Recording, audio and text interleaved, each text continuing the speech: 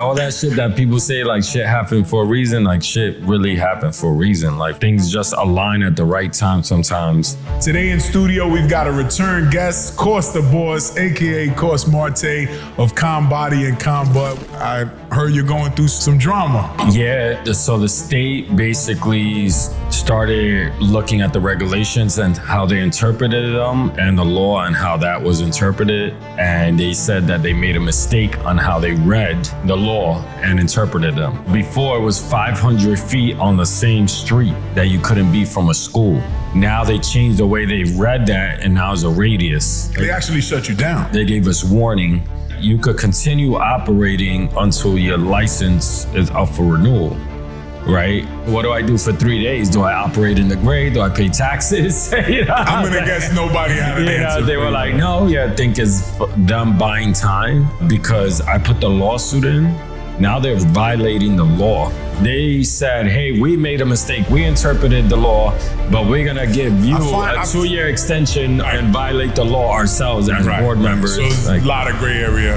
A lot of gray area. It affected us on a sales level. Like, my staff was like scared. 152 locations got affected. What? Yes, statewide. What the fuck is going on? Why would they shift gears? I don't know. There's rumors that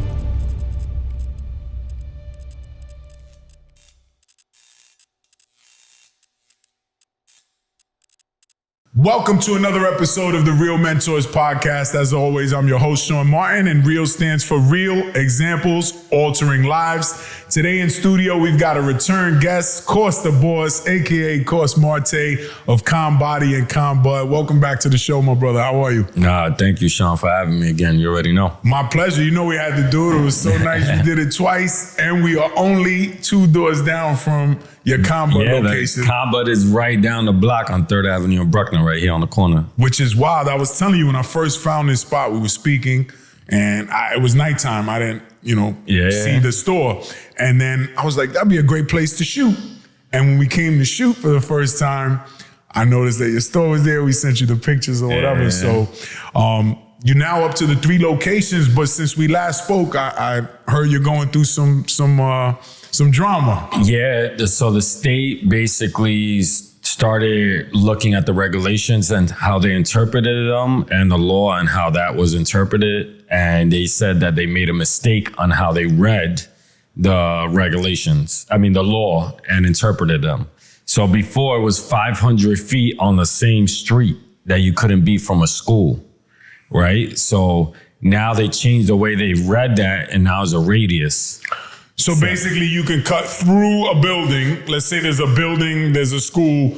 Now it's not, okay, you got to walk 500 feet. You got to basically, what do they do in Star Trek? They beam radius, you up. You could beam yourself through a building 500 feet. Yeah.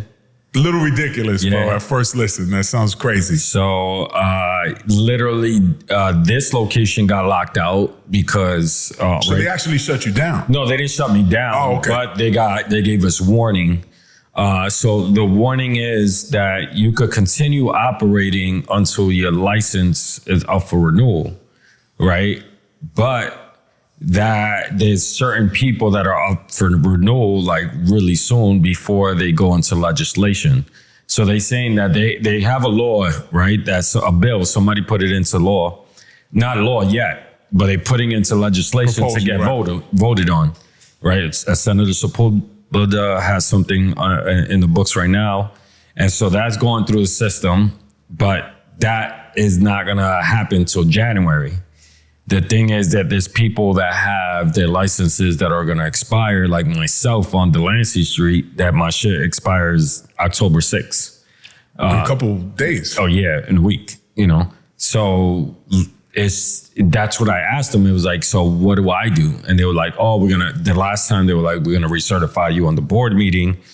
And then they saw the lawsuit that I put in with the other people, regarding this whole issue.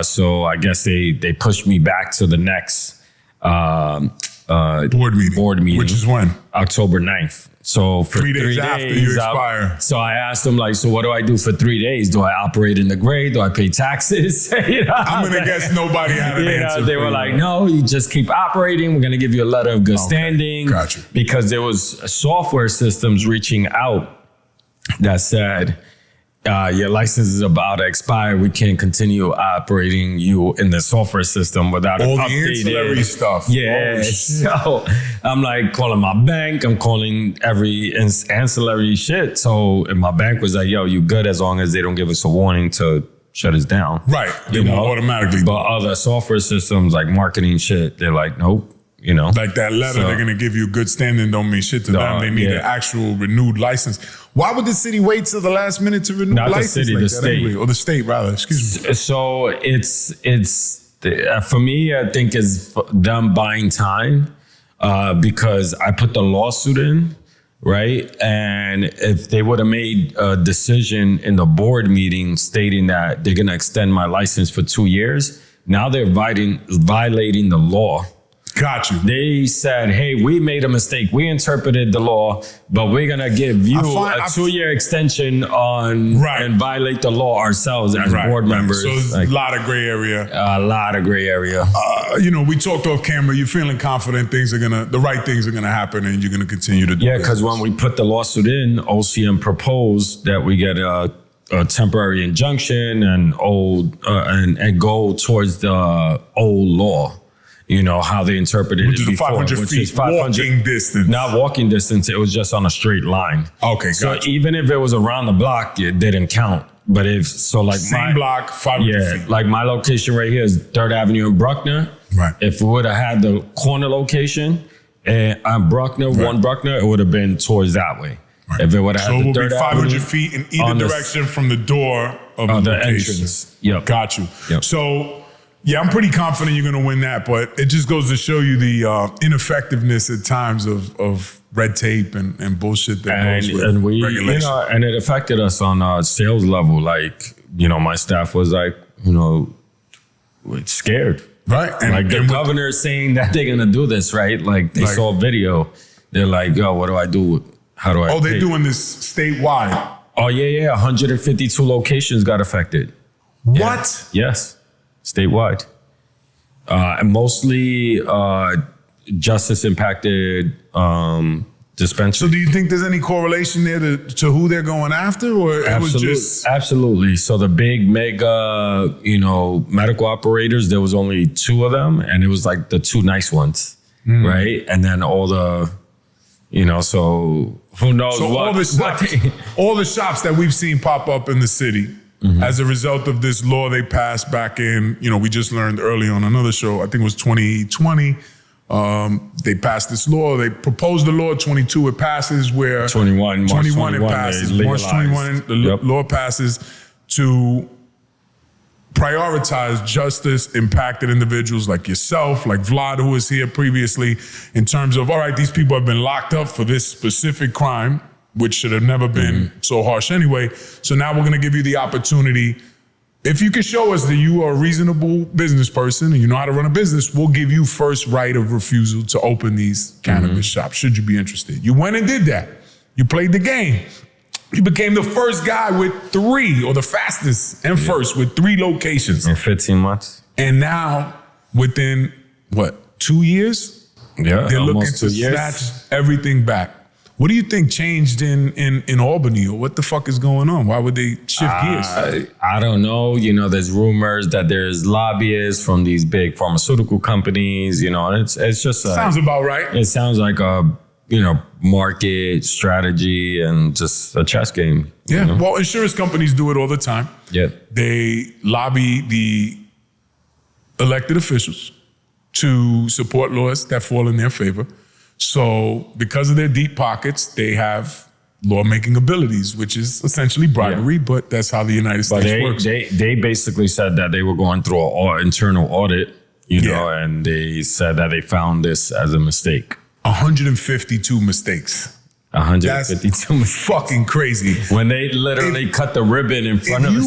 And we got the fucking receipts. As a matter of fact, we're going to clip in the governor cutting the tape on one of the shows if we got it. It was not the governor that she didn't do that. Whoever cut the tape, putting your ass on blast. You know? It's crazy. I'm teasing, but it's fucking sad because me and you run businesses, and if we made 152 mistakes, we'd be out of business, right? But instead now they're looking to put you and 151 other people or 149 other locations out of business. What do you plan to do in terms of fighting this outside of the law, or is there anything you can do beyond the lawsuit at this point? I mean, I'm going to just show up to the next board meeting and see if I'm up for that review. Have you ever considered the other 149 locations and the various owners? Do you guys have a group text? Yeah, no, not all of us, but the thing is that there were, I forgot what was the number. It's about like 50 or 100 of those locations that were about to open. Right? Okay. So 50 something operating or something like that. I forgot the ratio. So they shut down fucking double-digit potential openings. Or like 100 of them operating and then 50 that was about to open, some shit like that. But a lot of people got fucked or so the people that are applying that already built their location, invested millions, been paying rent, you know, they got offered $250,000 to move. Like they had to move. So the government, in their infinite wisdom, is now going to double down by giving $250,000 in taxpayer money for their mistake to relocate all the individuals impacted by this. And these people spent way more money than $250,000. Right. Like people put, I took my loans, life savings, everything, on this shit. Further proof that, politics is not the solution. And I say that teasingly, and we'll segue into your brother, who's up for another race. Since we last spoke, he was reelected. Well, he was reelected in in the district. The general, he's going up for the, what is it?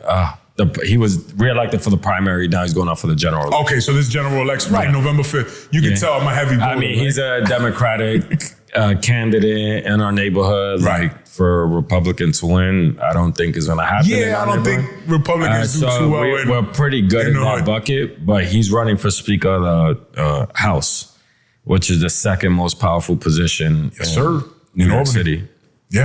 New York City. Well, we're wishing him the best. We're hoping that, he gets to come on one day and share his story.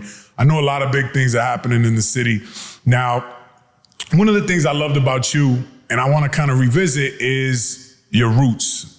Dominican American born by way of Dominican Republic, immigrant parents. I learned a little bit more too. I guess your dad used to own a bodega or something. And then at some point, I guess he got phased or the rent went too high. I didn't know that last time we spoke. Gentrification happened in our neighborhood, And so like my dad, he got that bodega maybe in it was 93, 94 around there. They raised the rent up after, I think he got out after 10 years being there, and I used to work in there. I did everything in there. I opened up the bodega. I used to clean all the products, mop, sweep right before school, working in the cash register after school, doing my homework in the back.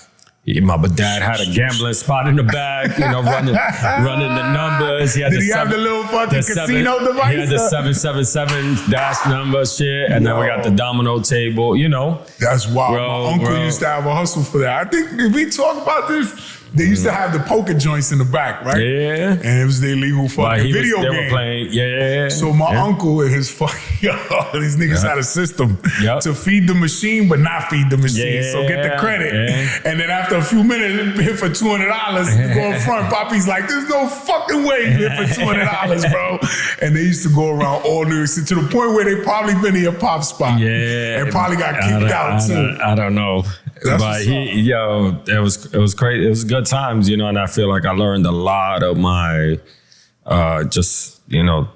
being Dominican and growing up like hardworking Dominican parents. I feel like that really you know, it made you who you are. Made me. Yeah, for sure. For sure. And now, you know, let's switch over to the next generation. You know, your 3 kids.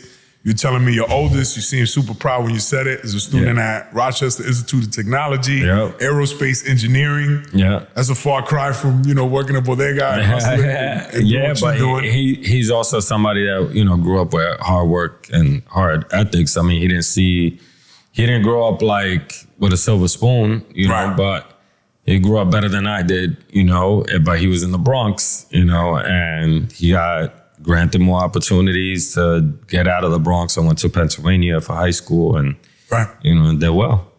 And, you know, I was telling someone before you came in, it was like, I had to leave the hood for a good amount of time to find peace, to then find the strength to be like, yo, I want to go back and help. Because when you're in the shit, it just all seems normal. Yeah. And we were talking about me going to Penn Station the other day and looking around and my head being on a swivel. And I was like, damn, have I, like, first of all, my hood card's been revoked, so I don't even give a fuck about that. But it's like, yo, am I soft? Have I been away too long? Like, I'm nervous here. But then it hits me. It's like everybody's on like some kind of drugs, laid out on the floor. Like the environment is just fucking toxic. We're a zombie. And you saw that, you know, growing up to some extent, and then you saw it change a bit. Your son, he's older, so he got to do some time with you, unfortunately. So his upbringing is different, but now you got 2 young ones, 3 and 1. And you get to do it all over again, married with the queen, who is now coming on board with you to work, or is on board with you, working full time. So you are living officially now what a lot of people would call a dream life. How do you prevent your younger kids, or what do you have planned to prevent them from losing that work ethic or that edge or that mentality that you have that served you? I don't know. You know, I think everybody as a human being is going to make their own decision. You know, even my kid, I'll tell him like, yo, do the right thing, be good. You know, at the end of the day, like he could go behind my back and do whatever he wants, you know? But we established like pretty transparent relationship where I don't give a fuck what you tell me. You know, I'm going to be okay with it, and if it's bad or good, whatever, we'll figure it out. You know, and I think that's never been that openness that I had with my parents. I was just going to ask, you didn't have that with your parents? Hell no, you couldn't. What? So what inspired you to open that door for your relationship with your kids? I just hated, I think just a lot of stuff happening in my life, you know, and just being more free and being more open, sharing my story, not hiding from it.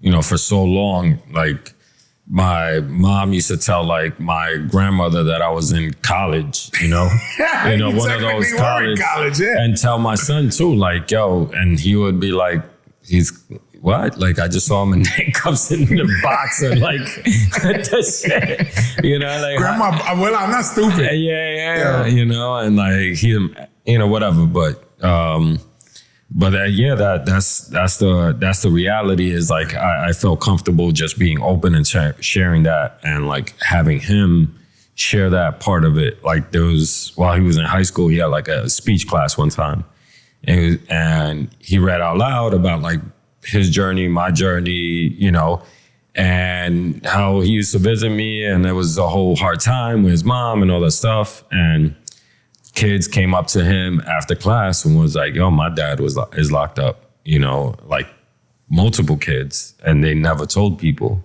you know, to have that, just speak about it, right? Just that openness to like just not hide anything because it feels like a burden and it may be balled up to something that is not supposed to be, you know. It's shame, and we carry it for a long time and we didn't relieve ourselves of the shame until we started to share all of our story, right? The embarrassing shit.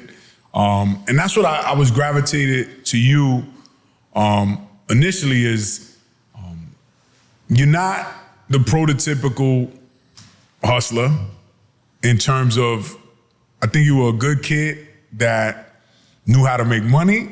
You had the gift of gab and you wanted more, so you went out and made it happen, but there wasn't violence involved or any of that other crazy shit. I mean, not to the level that we're talking.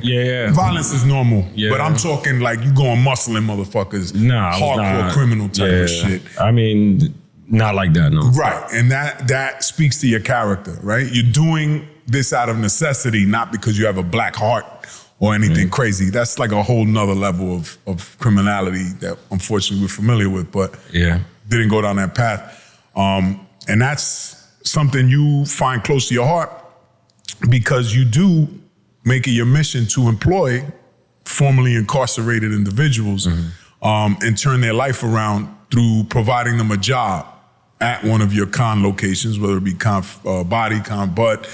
Are there other support systems that you are able to offer them or work with the city on so that they could break some of the chains, some of the limiting beliefs, some of the things you had to overcome in order to get where you are? I don't know. You know, you've been through it too. You know, and I think like for that person that's coming home and they come to me, I mean, there's just so many different resources everywhere, but we have to humble ourselves to ask for that resource, right?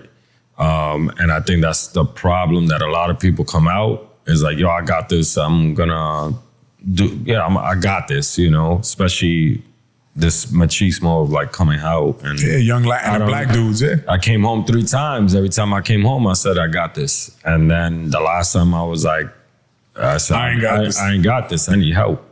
You know, so just literally just going, I went to Fortune Society, you know, did the 2-week in-person class every single day, showed up with this guy named John. He told me about this 8-week internship program that was paid. Did that, you know, started doing little office work for Goodwill Industries. And while I'm doing my fitness shit on the side and figuring that shit out, and then just hustling, taking on bullshit jobs and surviving. But it was just like humbling myself to like, I don't give a fuck what I do. I'm not gonna put myself at risk to ever go back inside like that, you know? Not for selling drugs. Yeah, for sure. I mean, if something else dramatic happens where your family's harmed or something, it's crazy because that question always comes up, like in theory, right? If somebody harmed your daughter or your fucking family. And having been locked up, you know, are you as willing to go back? Because everybody, something happens to me, I don't give a fuck what happens to me. No, I think this, for me, I've been in like incidents where I may overreact because I feel like my family's in danger. Like, you know, like we see like these zombie motherfuckers that are walking around. Like I seen them leaning over towards my wife, you know, and I'm like, yo, get the fuck out of here. Like I'm gonna react crazy in those situations. You know, the other day, one of my boys that I grew up with, he got stabbed in the neck twice, literally down the block on Orchard Street, you know? Recently? Yeah, recent, like 2 weeks ago. Holy shit. Came out in the news and everything, you know? And shit is crazy by some random motherfucker. Like that's what I meant. Like when I walked down in Manhattan, my head was on a swivel because everybody not everybody, but a lot of people look fucking like random. I saw one young brother that couldn't be older than 30. He's probably in his 20s. He was dressed decent. He was not fat, not slim. Like, look, he was in decent shape. And he had his phone. And he's like this. Like, he was like a special ops guy. It looked fucking nuts. I thought he was fucking around. I was looking for a camera. I didn't, he wasn't looking at me in particular, but it was like he was in an imaginary world where his phone was his gun and he, like he was in fucking Call of Duty. Yeah, that's the shit we're living in right now, bro. This shit is crazy. It's unfortunate. So let's talk politics just in terms of you kept it 100, you came home, you set up your base of operations with Conbody right on the corner, then Conbud right downstairs. You kept it real, you kept it home. Mm-hmm. We had Vlad on, and I didn't know that about him, but he put Happy Monkey, same thing, right where he was hustling. And that says a lot about who you are as a person. And then your brother also decided that he's gonna make change and he's gonna stay, and he's now running for Speaker of the House, which, like you said, is the second most powerful position in the second most powerful state in the country. Yeah. And the city is he's running for Speaker of the city. Oh, Speaker of the House in New York City. Okay, yep. So we got New York City Assembly and I've disconnected a little bit. But matter of fact, where's sorry people, just get my education. Where's are they down in the courthouse? I guess City Hall. City Hall downtown is where downtown. They do all that. Yeah, they got the big City Hall building right there. All right. Well, we're wishing him luck. It's the whole chambers because I know that he has a vested interest in changing, and a lot of the times the people who govern us or the politicians are seeing it from up here. Yeah, boots on the ground. And people may think like my brother's dangerous, because he's not motivated by money. Yeah, well, so. I mean, there is, and listen, I didn't want to get into it. We talked off camera a little bit about the movement that's happening in New York, and it's looking like Mamdani's going to be the next mayor, who many people call a socialist or a communist. Obviously we label people so we can make them villains, but there must be a lot of people who feel the need for change if this guy came out of nowhere. Absolutely. And is running away with the fucking election against two tried and tested, with the capital of the world. Fucking a career politician in Cuomo, was literally born into it. And a guy who I have all the respect in the world for, Eric Adams, love him or hate him, for him to start where he started and come up and become the mayor of the city. I don't give a fuck if you love his politics. That man is an inspiration. He's a real somebody, deal. And they both about to get run over by this dude. Yeah. And I think that speaks to the fact that people are just fucking tired of being broke. New York City is a place of extreme money and extreme poverty, right? You got more than half the population here that lives in poverty as per the government guidelines, which we know is way down below what you really need to live. So in reality, I would say 75% of the people in New York City are poor or getting by. And then you got middle class, maybe a lower middle class, working class, whatever. And you guys really fucking making an impact to change. You in terms of providing jobs, your brother in terms of changing laws. Where did you get the wherewithal or the inspiration to actually stick it out and move down a path that's not convenient? Is this something you guys planned or just kind of fell into it? We didn't plan, but I think we grew up with the same, ethics and values, and going towards going to different schools. Like we went to, I tell people I went to the best school in the world when I was in middle school. It was ran by Jesuits. It's called Nativity Mission Center. And my brother went through that. And the biggest thing that they taught us was be a man for others, and that was the biggest thing that, just be a man for others. Taught you that community, that sense of community early on. Yeah. I think you mentioned the Jesuits and how much of an impact that they had. And you talked about ethics and just integrity and all that good stuff. Yeah. You also mentioned to me, you're now working with your wife full time. Yeah. She decided to leave whatever she was doing and come on Conbuzz scene full time. Yeah. And at the perfect time, apparently, because you got some shit going on with that legislation. But she was scared of leaving her job because of that. Literally, same time. We're still literally September 1st. We already had that transition. She already put her 2-week notice. And then the news comes out. Yeah, she was working. She's been working there, 19 years in her corporate job. Holy shit. For her to take that leap is a huge leap. She was the director of North America e-coms. She started e-com for Longchamp. It's one of the biggest French handbag companies. $30 million business. Now, is she coming on board to scale you too now? That's the plan, why not? Right? That's very well, my friend. Yeah, that's the plan. And we met on that corner, which is crazy. Yeah, you told me, which is fucking wild. But we started talking on that corner. What did I say to you when you came in? It was like the problems are never gonna stop, but your ability to handle them gets better. And I don't think it was any mistake that God or the universe decided to test you and your wife right at the time she finally made a decision. Because I know for her to come to that decision took a while. Yeah. And then for her to make the decision and for that to happen at the same time, that's the test. It's like, are you serious? Is this what you really want to do? Because there's more safety. Well, she trusted me and saying she better.